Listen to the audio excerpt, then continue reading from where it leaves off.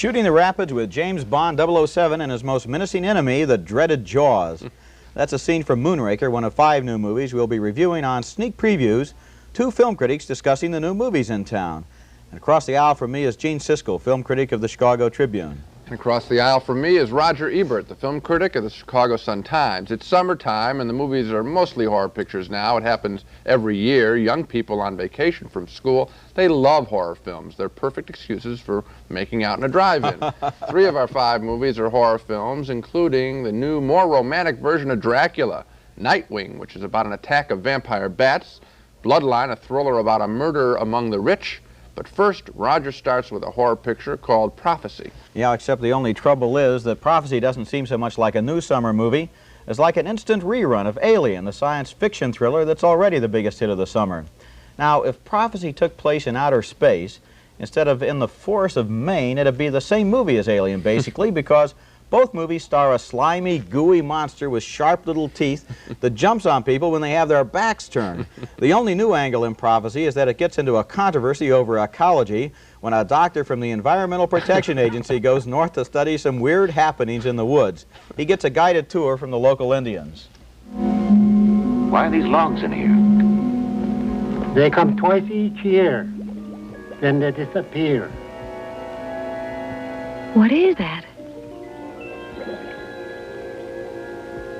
Zoekertje met jou.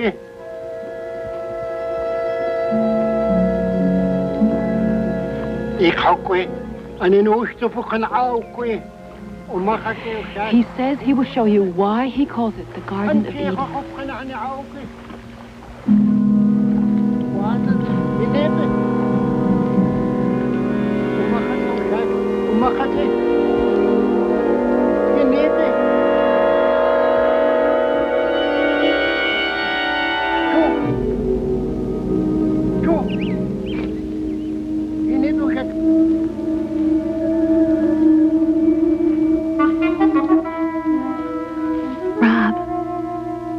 What's wrong?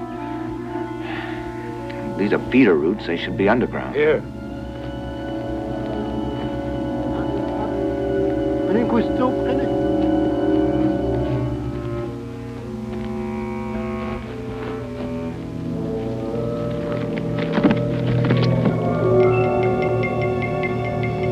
It's a tadpole. I told you things grow big here.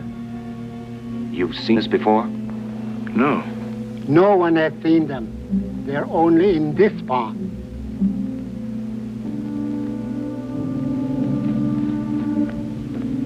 What does this pond feed into?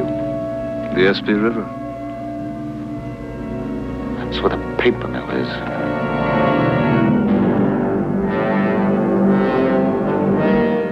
Aha, the old polluting paper mill trick. It turns out that mercury from the paper plant has polluted the environment and created a race of slimy, gooey monsters who look like a cross between, sort of like a grizzly bear and Godzilla. And the last half of the movie consists of a series of attacks by the monster, like this one, as the survivors barricade themselves inside a cabin.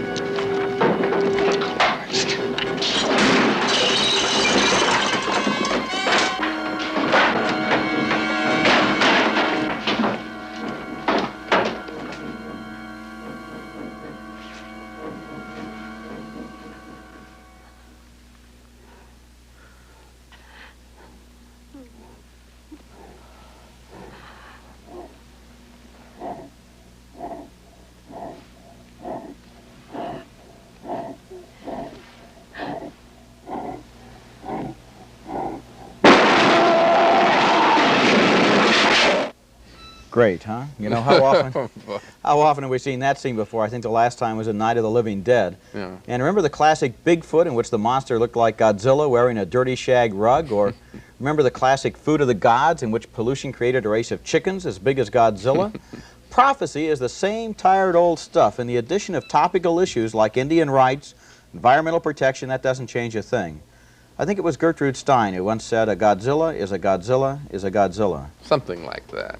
You know, the problem with this picture, it's schizoid. On one hand, it wants to be a serious picture, sort of like the China Syndrome, warning us about pollution and all that. On the other hand, it's got these sleazy monsters that you mentioned. It's a traditional horror picture. They should have gone one way or the other. Neither half that they created is particularly interesting. Yeah, that's the shocking thing. It's a big budget, important picture, and yet the monster doesn't even have the ethical integrity of something you'd find imported from Japan. I mean, at one point, he's taller than a pine tree. He pushes aside whole forests. The next point, he's shorter than they are. He can hardly wade across the river. There's no consistency, and so you can't even believe the threat. It's a lousy picture. On any other week, I think it would have been one of our dogs of the week. Easily, very easily, yes. Our next picture is the same category. Sometimes I think we know when we go to a movie that we're going to see a trashy picture, but we hope that it's good trash and that we'll have some fun.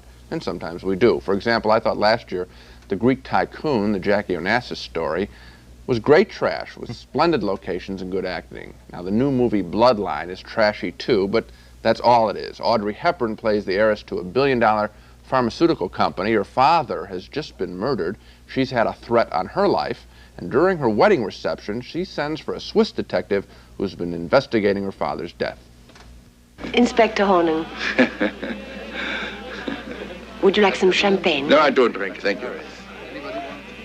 Family? Mm-hmm. According to my father, one of them is deliberately trying to ruin the company.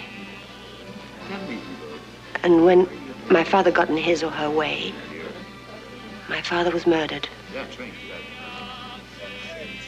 And whoever it was tried to murder me too.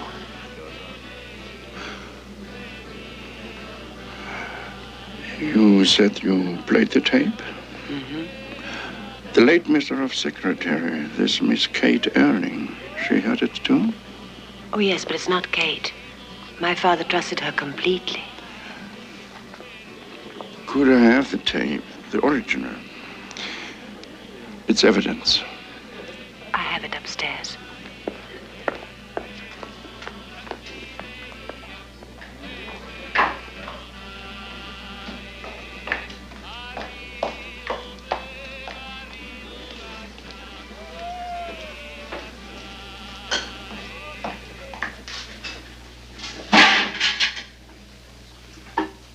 It's gone.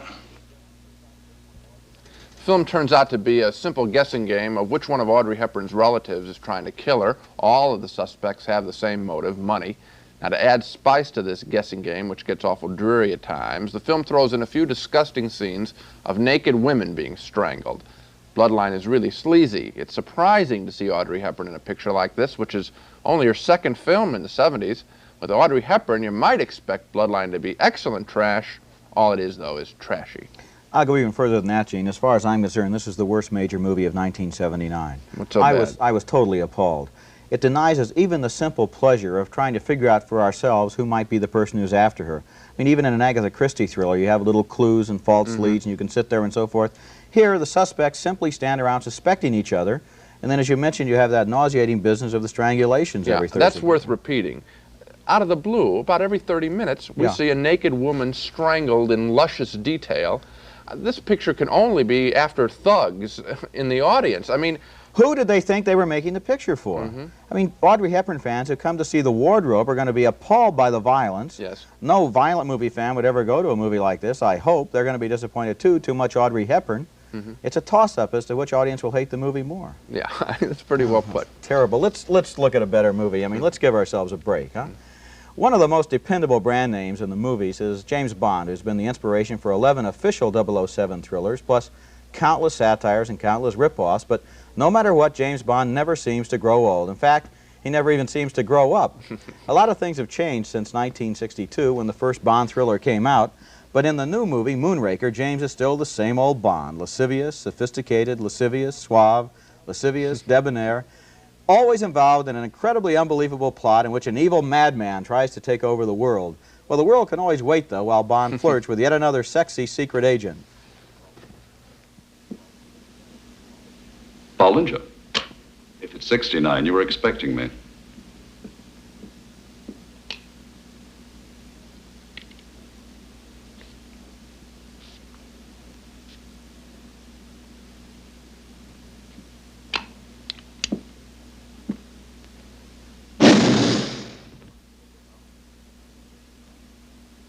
trifle overpowering your scent.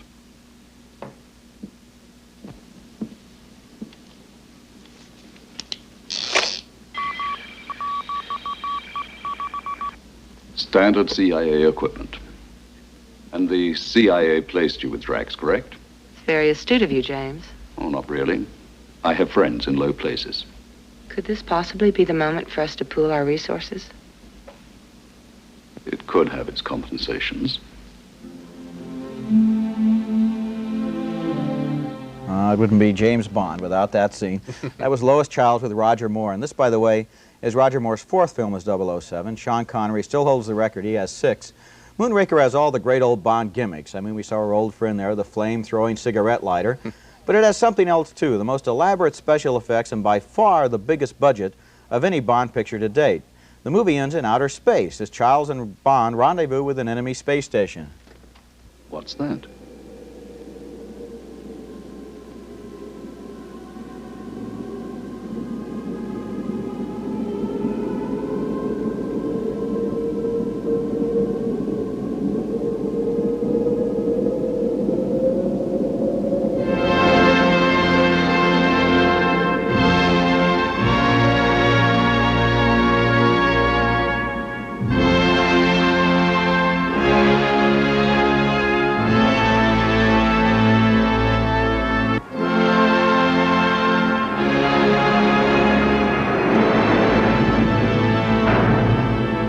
Moonraker 6, you are now in manual.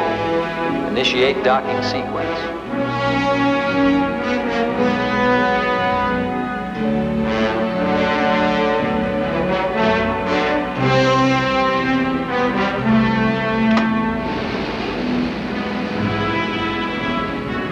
All shuttles now docked.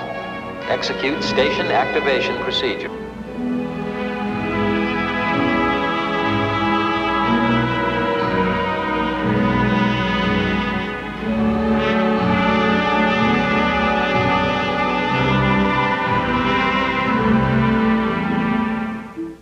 Well, now, what can you say about Moonraker? I'm certainly not going to say it's the best of the Bonds.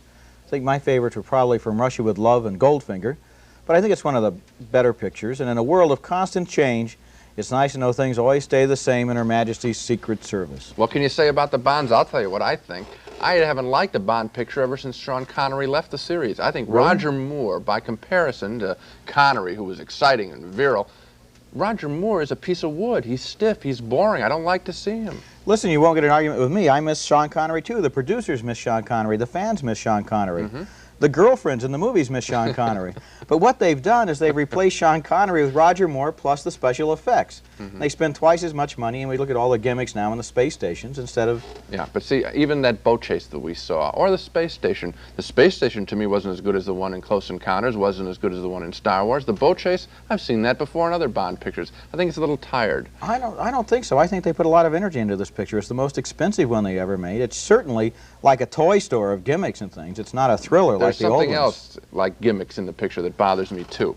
There are a lot of commercial plugs for products. Products are held up to the screen and the film company gets paid for this. In that scene with the man and the woman there, we saw the spray of cologne, Christian Dior cologne, the Bollinger champagne. Later in that scene, he pulls open a drawer, there's a package of Marlboro cigarettes. He crashes through a 7-Up sign, a British Airways sign. There's an ad in that boat sequence at the top of the show for Carlson Boats. I mean, what is this, a magazine or a movie? You know, I really did begin to catch on when he went through the 7-Up sign and he landed in the Marlboro sign. You know, even I thought that... It's cute, but there's something very bad here. Every time you see one of those commercial plugs, the movie stops. It's no longer a magic movie, no longer romantic like the old James Bond pictures. It's a commercial enterprise. Okay, so give me a break, right? This is not Dr. No, this is not From Russia with Love. It sure isn't. Okay, it's a way to kill 2.5 hours maybe in the middle of the summer? I got a better way, the next picture. Okay, let's see this. The most popular monster the movies have ever depicted is Dracula. There have been more pictures about Dracula than any other monster.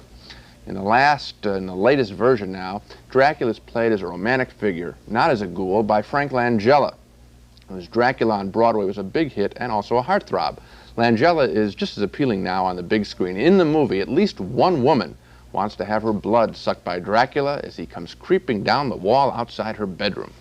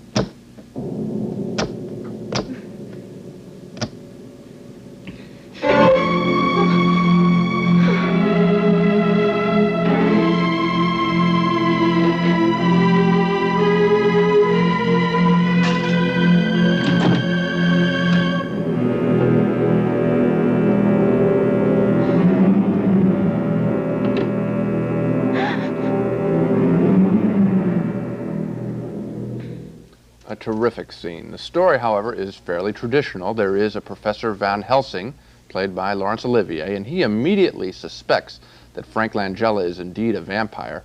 I think maybe the cape and his reaction to garlic give him away. You are a most unusual creature, Count Dracula. Yes. How is the fair patient? Her diagnosis presents difficulties. I feared it might, my friend. Would you care to see what I have prescribed for her? Anything that you prescribe for Miss Lucy has the greatest interest for her. My prescription is a most unusual one.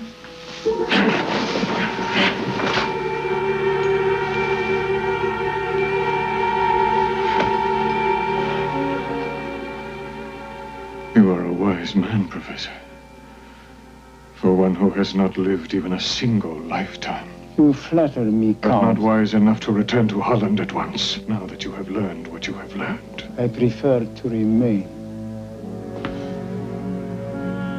In the past 500 years, Professor, those who have crossed my path have all died, and some not pleasantly. Come here.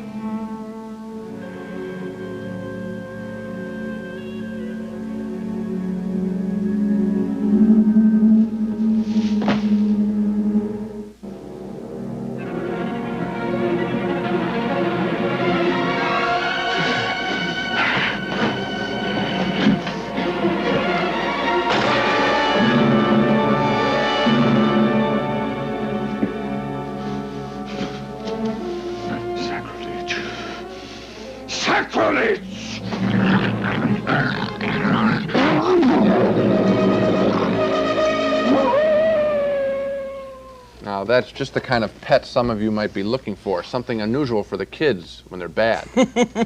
I think we see one of the weaknesses of the film there, and that is Sir Laurence Olivier. He's a tired old Professor Van Helsing. He comes across as not too much of a threat to Dracula, and thus I think the tension is really lost in the picture, which is a shame because Frank Langella is very good, managing to be romantic and threatening and world-weary at the same time. I like the movie because of Frank Langella as Dracula, but sad to say, pretty much only because of him. I like Frank Langella just as much as you did. I like the movie a lot more than you did. I think it did a wonderful job of creating the mood and atmosphere of that time. I mean, the direction, the art direction, the music. You really felt what it was like to be that kind of a creature. The scene, for example, that we showed just a moment ago, one of the best single clips I think we've ever had on the program. It shows him creeping down the side of the castle wall, the mist, the clouds behind him. That's wonderfully evocative. Yeah, evocative and not shocking. I mean, I think that we ought to stress that this picture is not out like a lot of the Dracula pictures of the 70s with Christopher Lee, just to surprise you when he's going to jump somebody in the neck.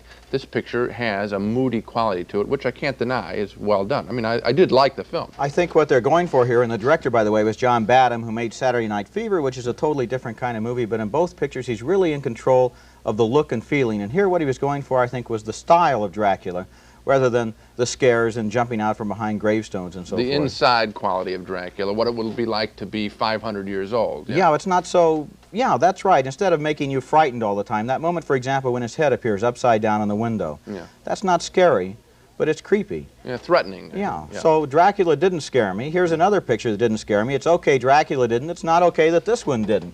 You might remember, Gene, earlier on the program, we reviewed Prophecy, which is about Indians in the Northeast being threatened by terrible monsters. Well, now I got a new one for you. It's called Nightwing, and it's about Indians in the Southwest being threatened by terrible monsters. Now this time, though, instead of looking like Godzilla, the monsters are plague-ridden vampire bats. And once again, we get the obligatory scene of the grim-faced scientist telling the local Indian leader that the worst is still to come. What animal can turn circles in the air around a fly? Has echo-sensitivity equipment superior to a billion-dollar bomber, can see in the dark better than a cat, communicates with high-frequency sounds, converts the blood of other animals into its own blood, mates all the year round like a human, can't live in harmony with other animals, has no fear of humans, and in fact thinks of us as food, carries bubonic plague without dying of it. Go on. I'm listening. Yes, I hope so. Because the only animal that fits that description is the vampire bat. There's something on the scope. Using scientific instruments to track the bats, he and his partners prepare for the attack. Here they come, only minutes after sunset. West-northwest, bearing directly towards us in the tight formation. Listen.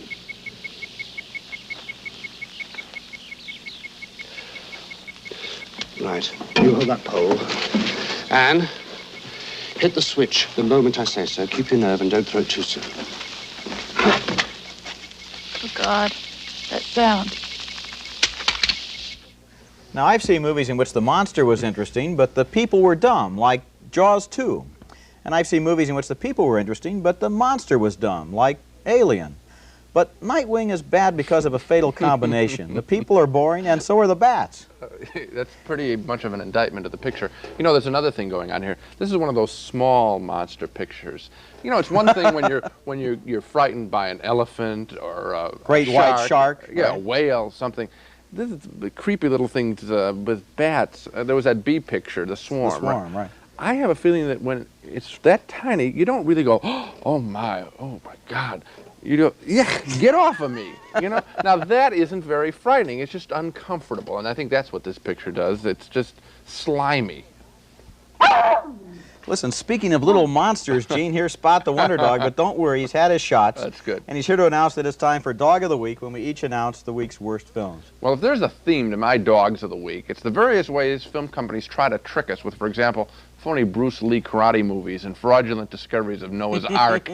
Now, my dog this week involves another trick, putting a new title on an old film. In 1974, an Italian sex comedy called Malicious was released. It wasn't very successful, but its young female star, the beautiful Laura Antonelli, has now gone on to become quite a sex symbol in such new films as The Innocent and Wife Mistress.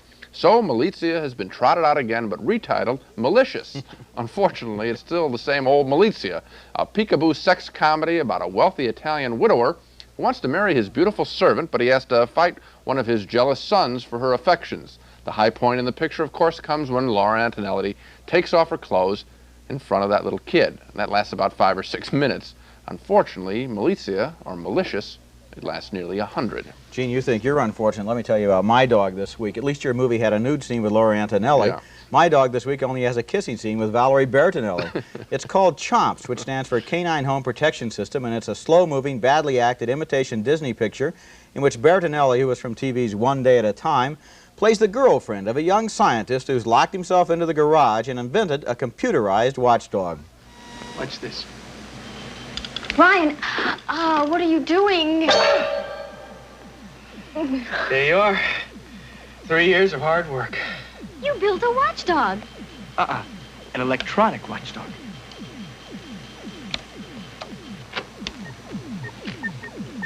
Computerized, self-activating mobile crime deterrent. Unlike any watchdog that ever existed. What a great dog, huh? Man's best computer. It has all sorts of built-in scientific gadgets, like, for example, it can see through solid walls and run faster than a car and push over trees. And not only can it bark, but it can also make the sounds of machine guns and train whistles. So eat your heart out, Spot. That dog's so smart, I'll bet it's even housebroken. Made you forget his name. Right. Well, now, so much for the dogs. To recap our reactions to the main movies on this show, Roger and I disagree about the new James Bond picture, Moonraker. Roger thought it was representative of what the James Bond pictures are all about. That's why there's a yes next to Roger's name. He recommends you see it. But for me, the film and Roger Moore as Bond were totally dreary. So I say no to Moonraker, which is rated PG. After that, Roger and I agreed on everything. A pair of no's to the trashy Bloodline with Audrey Hepburn. Roger thinks it's the worst major film of the year. 2 more strong no's for the vampire bat film Nightwing. A pair of yeses to Frank Langella's fine performance as a romantic Dracula. And 2 no's to the laughable ecological thriller Prophecy, the only film I've ever seen ever to cross an earthworm with a bear and come up with a very silly monster. On the basis of that set of mostly negative opinions, I think we should have invited Spot to sit in with us for the entire show. You know, that happens a lot in the summer. There are a lot of lousy pictures in the summer. This summer seems like it's very thick on the old dog days, though. Anyway, next on Sneak Previews, we'll have Just You and Me Kid, a comedy starring the odd couple of George Burns and Brooke Shields. Golden Girl with Susan Anton as an Olympic superstar. The Villain, a satire on the Old West with Kirk Douglas and Ann Margaret. And a movie that just might be the sleeper of the late summer, Breaking Away. So until then, we'll see you at the movies.